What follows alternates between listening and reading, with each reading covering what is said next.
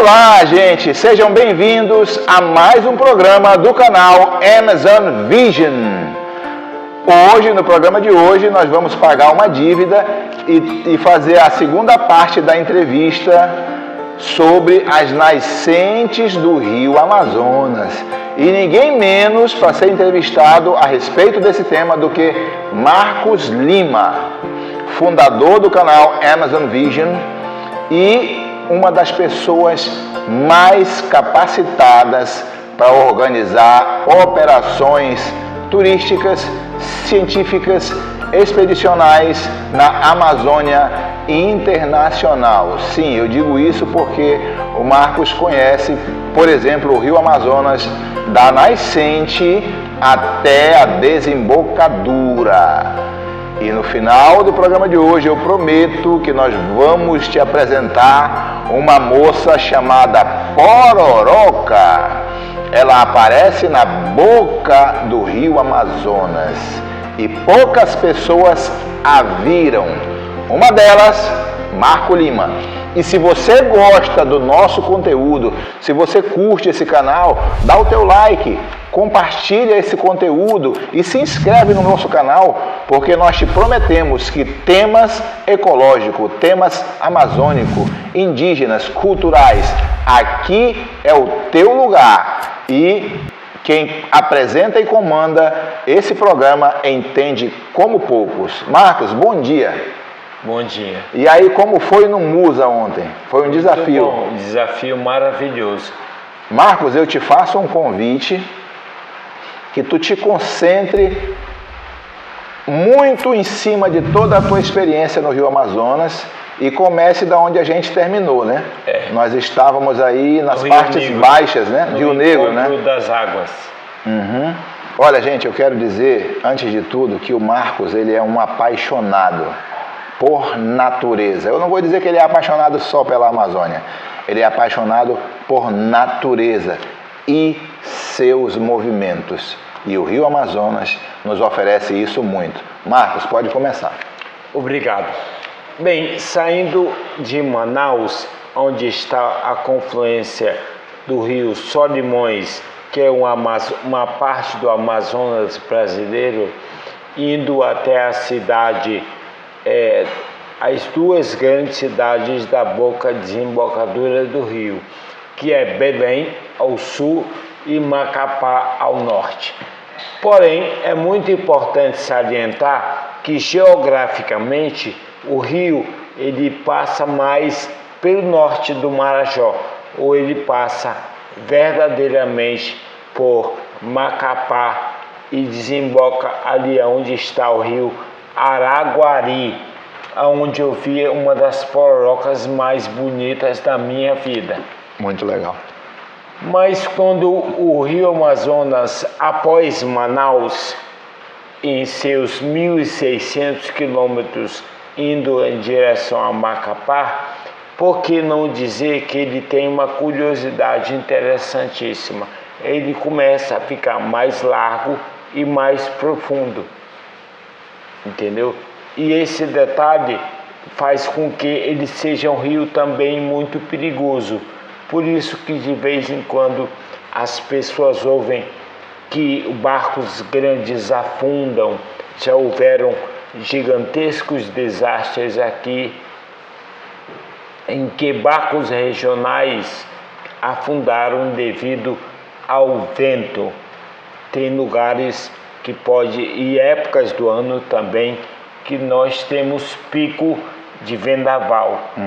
E mais ainda, um outro fenômeno amazônico, que um dia nós vamos conversar sobre ele, outra oportunidade, que são as microexplosões. Microexplosões. Que acontecem também nos rios da Amazônia. Principalmente os rios com grande largura.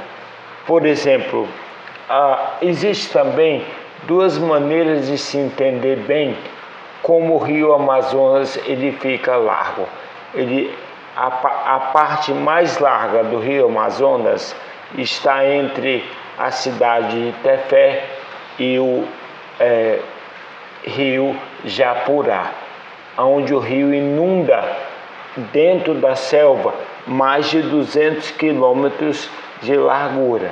Muito e legal. Na enchente de 1989, houve, conforme a NASA, a maior enchente do Rio Amazonas. Foi quando ele ficou uma coisa interessantíssima, mais largo do que na desembocadura. O Rio Amazonas é um rio extremamente desconhecido. Na Amazônia, esse efeito das grandes flutuações de nível de água, devido ao degelo andino e às chuvas na região, fazem que nós tenhamos discrepâncias de níveis de água dos primeiros 6 meses do ano e aos últimos seria 5 meses do ano, digo, a partir do mês de julho, junho, às vezes até o mês de dezembro, oscilações devagar, lentas, de até 15 metros de altura. E essa oscilação, ela se dá o quê? O degelo andino e a chuva na região. Não é somente o degelo, não é somente a chuva. E nós temos picos de cheia que acontecem de 2, 3 centímetros diário, o rio subindo ou descendo, até, como eu já vivenciei, 20, 30 centímetros diários. E isso aí faz com que cria um novo ecossistema importantíssimo na Amazônia, que é em especial no Rio Amazonas e em alguns outros rios, que é a formação de grandes lagos. Grandes lagos. Lagos que viram praticamente ecossistemas especiais, como, por exemplo, o ecossistema dos lagos onde você encontra o pirarucu. O nosso amigo pirarucu. Nosso amigo Arapaima gigas. Arapaima gigas. Ele é um peixe que mora nos lagos. O peixe-boi também, o manati, o Trichecus inunguis, daqui da Amazônia, ele mora também aonde? Somente nos lagos. Por quê? Por estar em paz e supostamente também inimigos naturais e também a sua comida. Agora, Marcos, eu preciso ser cirúrgico com algumas perguntas e me veio à mente aqui, a princípio, pelo menos 3. Eu quero que você me fale o que representa geograficamente o encontro do Negro com o Amazonas ali. Me fala um pouco dessa experiência que os turistas, tantos turistas vêm para ver, tá? Essa é uma. E depois eu queria focar um pouco em aspectos econômicos e culturais dos povos ribeirinhos. Nós chamamos, gente, povos ribeirinhos. Quem são os ribeirinhos?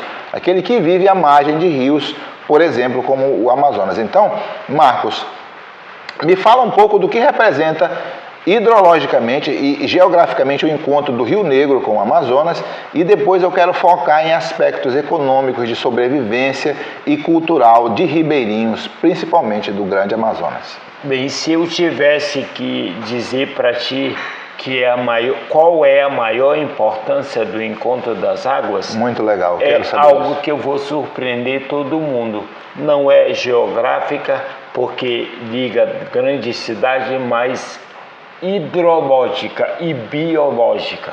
Você tem 2 tipos de rios completamente diferentes, mas que o Rio Negro ele vira uma grande reserva e também hospital, vamos dizer assim, de reprodução de muitos peixes. Por quê? Peixes que vão para a água amarela para se alimentar, mas na hora da reprodução só se reproduzem no negro.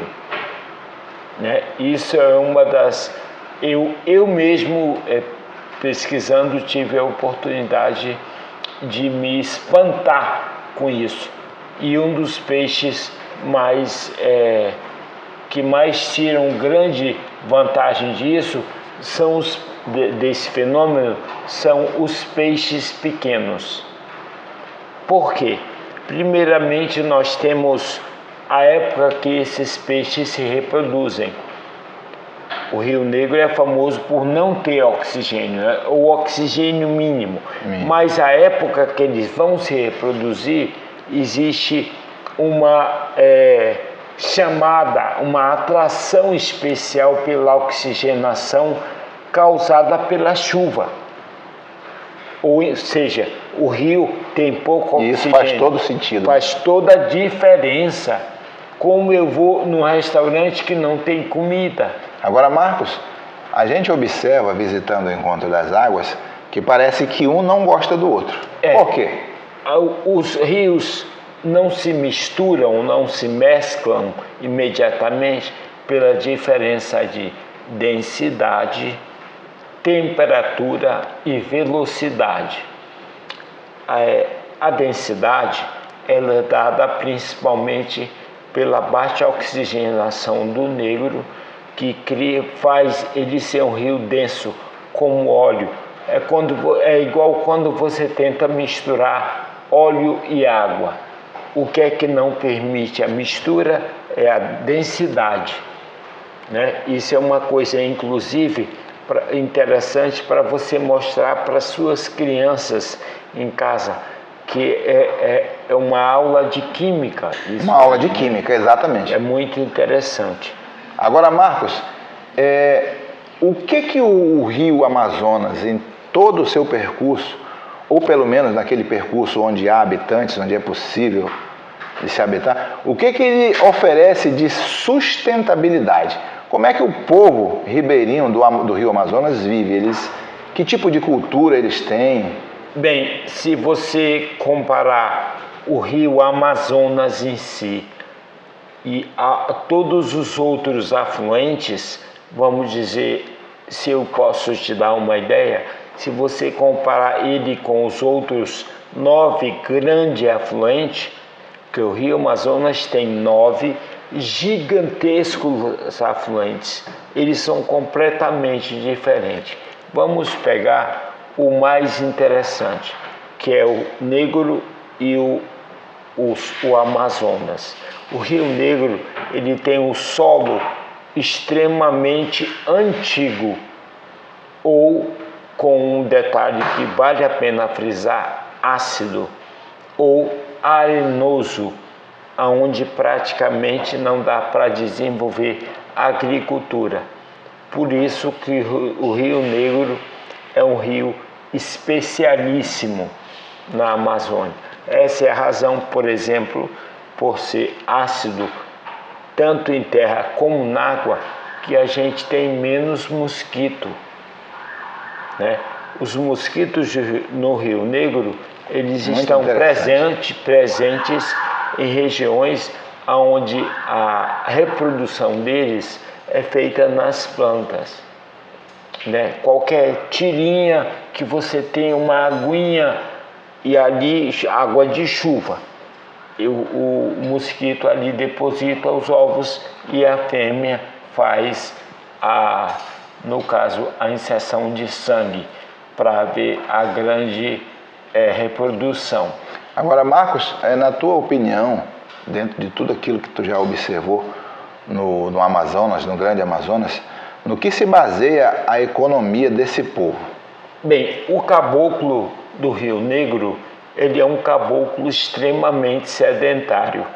Bem, por não ter uma terra atrativa, os primeiros brancos que vieram para a Amazônia, eles definitivamente, na época da borracha, entenderam que no negro ia ter pouca borracha.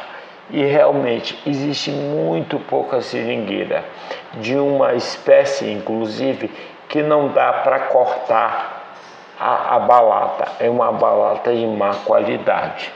Ou não se esqueça que a seringueira, a Hevea brasiliensis, não é só uma espécie, são várias espécies. E essas espécies de seringueira que produz a borracha é presente em rios de águas andinas. Por quê? Pela grande riqueza da água, né? Você tem matérias vulcânicas decompostas de uma maneira fantástica, principalmente expelido através da cinza vulcânica.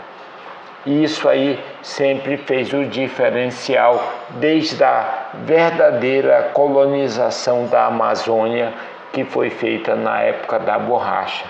Foi quando o homem veio para a Amazônia com uma razão.